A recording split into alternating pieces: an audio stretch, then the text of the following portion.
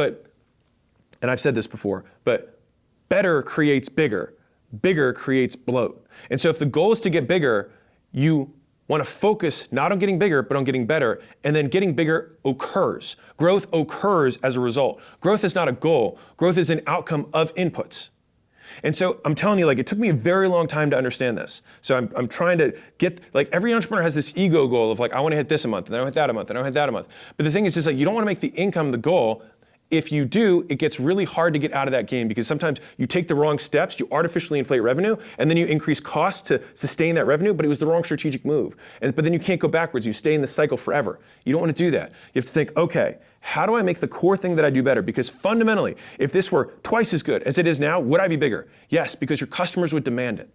You get far more leverage by doing the same thing 100 times than doing 100 things one time.